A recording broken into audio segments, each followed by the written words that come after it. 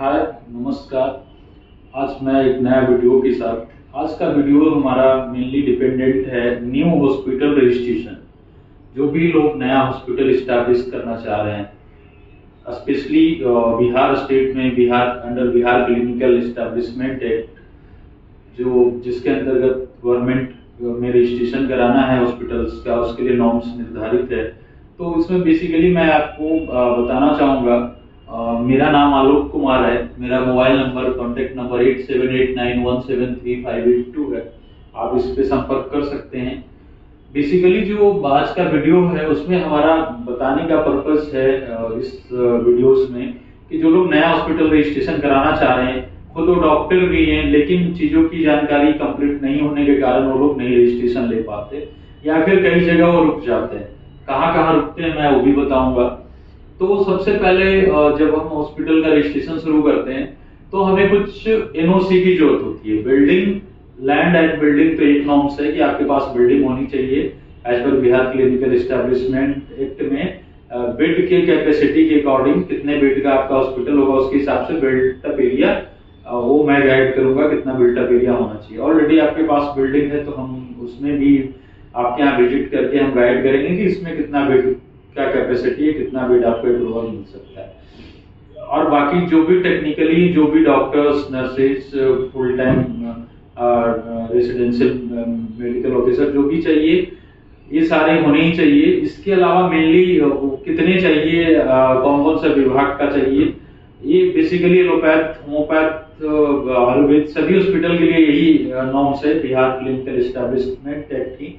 लेकिन नॉर्मली लोग allopathic hospital ही खोलते हैं, मैं उसी की बात इसलिए ज्यादा करूंगा।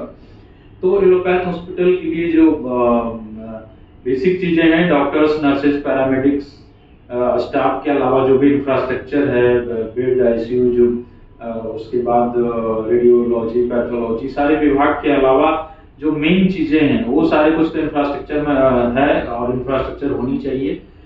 उसका भी मैं गाइड करूंगा, उसके लिए भी लिस्ट प्रोवाइड करूंगा। उसके अलावा जो हमारी कंसल्टेंसी इस फील्ड के लिए है, स्पेशली उसमें जो 3 डॉक्यूमेंट मैंडेटरी होता है। सबसे पहले बायोमेडिकल वेस्ट डिस्पोजल का एग्रीमेंट होना चाहिए। गवर्नमेंट हर डिस्ट्रिक्ट के लिए अलग अलग वेस्ट, बायोमेडिकल वेस्ट डिस्पोजल के लिए हर अलग अलग एजेंसी को एग्रीमेंट करके दे रखा है डिस्पोजल के लिए। तो आपको उनसे एग्रीमेंट कराना होता है। उनका पर बेड चार्जेज होता है कि कितना पर बेड, कितना केजी, कितना बायोमेडिकल वेस्ट जनरेट होगा, उसके हिसाब से उनका पर बेड का चार्जेज होता है। सबसे बेसिक वो एग्रीमेंट होता है। उसके बाद फायर एनओसी जरूरी है।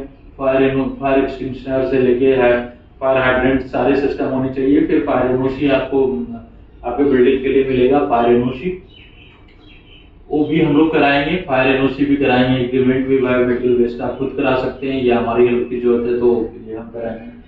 सबसे जो इम्पोर्टेंट है, जहां ज्यादातर लोगों का काम रुक जाता है, वो पॉल्यूशन एनओसी है। पॉल्यूशन कंसेंट बोलते हैं, एयर एंड वाटर कंसेंट। तो इसकी अथॉरिटी लेना बहुत जरूरी है। बिना इसके आप अप्लाई नहीं कर सकते। जो ये सारे डॉक्यूमेंटेशन किस चीज के लिए चाहिए, बिहार क्लिनिकल एस्टेब्लिशमेंट एक्ट के डॉक्यूमेंट के अकॉर्डिंग आपको अप्लाई सिविल सर्जन के पास ही होता है। सीएमओ जो होते हैं, चीफ मेडिकल ऑफिसर, उन्हीं के पास अपने डिस्ट्रिक्ट में ही होता है। लेकिन उसके लिए जो मैंडेटरी कागजात है उसके बारे में मैं बता रहा हूँ। हमारी कंसल्टेंसी उसी के लिए मेन रूप से है। तो उसमें बायोमेडिकल वेस्ट डिस्पोजल का एग्रीमेंट हो गया, फायर एनओसी हो गया, पॉल्यूशन एनओसी। पॉल्यूशन एनओसी सबसे इंपॉर्टेंट है, जिसके लिए हमारी अलग से कंसल्टेंसी है। पॉल्यूशन एनओसी के लिए हम लोग कंसल्टेंसी हॉस्पिटल खुलवाने के अलावा इंडस्ट्रीज को भी देते हैं, क्योंकि इंडस्ट्रीज में भी, होटल्स में भी, चिमनी भट्ठा, ईट उद्योग जितने हैं, सभी छोटे से बड़े इंडस्ट्रीज, हॉस्पिटल्स, सभी को पॉल्यूशन कंसेंट लिए बिना रजिस्ट्रेशन नहीं मिलता है।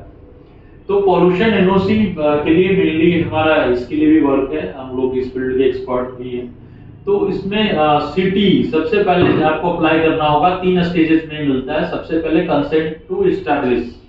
जब आप हॉस्पिटल की नींव रखेंगे तो उसका सारा प्रोजेक्ट रिपोर्ट बनेगा। वो as a consultant, as a expert, मेरा काम होता है वो पूरा प्रोजेक्ट सबमिशन का, कि कितना बेड का हॉस्पिटल है, कितना एरिया में है, कितना वाटर कंज्यूम करेंगे आप, कितना डीजे सेट, कितने पावर का आपने लगाया, कितने हॉर्स पावर का डीजे सेट है, कितना किलोवाट का बिजली खपत करेंगे, कितना पॉल्यूशन जनरेट करेंगे, वो सारा प्रोजेक्ट रिपोर्ट बना के सबमिट करना। उसके अलावा और भी ऑनलाइन का सारा फॉर्मेट है गवर्नमेंट का, पॉल्यूशन कंट्रोल बोर्ड का, वहाँ सारा कुछ सबमिशन के बाद सारा टेक्निकली हमारा काम होता है, वहां से अप्लाई करने से लेके कंसेंट दिलाने तक, एनओसी जिसको बोलते हैं, उसका टेक्निकली कंसेंट टू एस्टैब्लिश सबसे पहले मिलेगा, फिर ऑथराइजेशन, एंड थर्ड स्टेज में आपको कंसेंट टू ऑपरेट, जो आपने हॉस्पिटल एस्टैब्लिश किया, इंडस्ट्री एस्टैब्लिश किया, उसको ऑपरेट करने के लिए फाइनली।